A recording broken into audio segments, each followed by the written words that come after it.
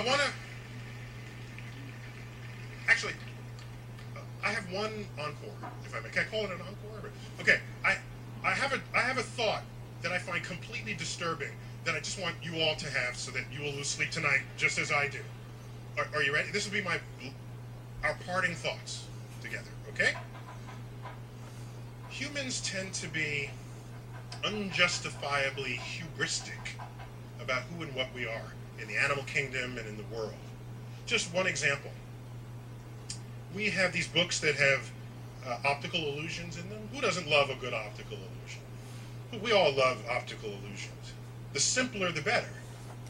Why do we call it optical illusions when it really should be called a book of brain failures? Because that's what it is. Oh my gosh, is it out of the diagram? I can't figure it. It's brain failures. We don't call it that, but that's what it is. Okay, we think very highly of ourselves. We call ourselves intelligent. By what measure? Oh, so we list things that we do that no other animals can do. So we say, oh, we have poetry and philosophy, and we have the Hubble telescope, and we compose symphonies. We're intelligent. That is our measure. All right. Well, I studied this briefly, and you ask, well, what is the next closest species to human beings? Basically the chimp. Okay? And how much DNA do we have in common? It's like 98% identical DNA. All right? But we are prone to say, oh, but what a difference that 2% makes. All the chimp can do, maybe it can stack boxes and reach a banana. Maybe. Maybe it can combine a few hand signals. Maybe. But look what we do. So we are convinced that whatever is in that 2% is significant. But I want to pose to you a disturbing thought. Maybe the difference in our cognitive capacity and the kind of between us and chimps, we and chimps, maybe that difference is as small as that 2% suggests. Maybe the Hubble telescope and our greatest of operas and music and poetry is not much different from stacking boxes and reaching a banana. You say, Tyson, how could you say, what do you need? What? Just look. Look. Well, that's hubris. Because imagine, in whatever is this cognitive scale, oh, by the way, the smartest chimps, the primatologists roll them forward, and they're doing what our toddlers do. Isn't that right? Our toddlers can stack boxes. Our toddlers can put up an umbrella. Our toddlers can make sign language. That's what our toddlers do. But those are smart chimps studied by the primate experts. Imagine a species 2% beyond us in the same scale in which we are 2% beyond the chimp. How smart would they be to us? Well, let's just think about that.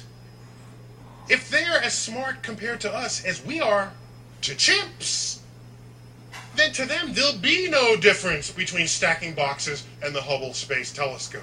Because they'd be capable of mental feats far beyond anything we could possibly conceive.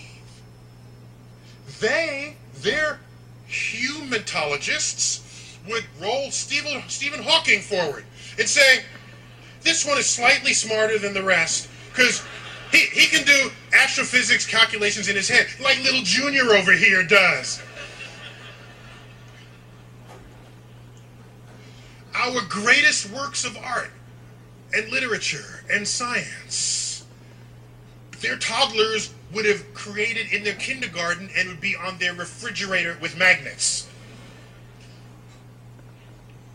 Oh, look, little Junior just derived all of quantum mechanics. Isn't that cute? Put that on the freezer door. Oh, this is your 20th sonata. Oh, that is so cute. We call ourselves smart.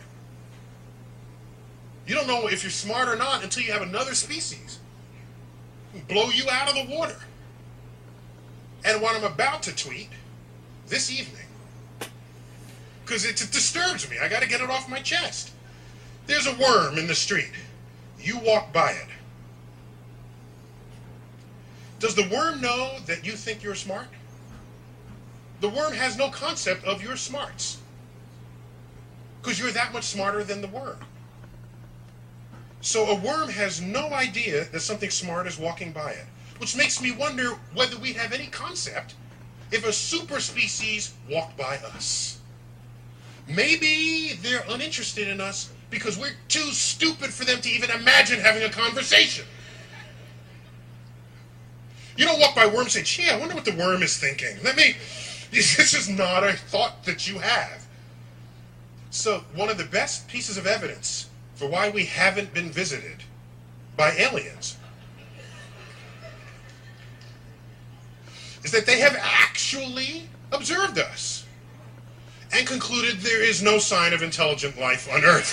Thank you all. Thank you.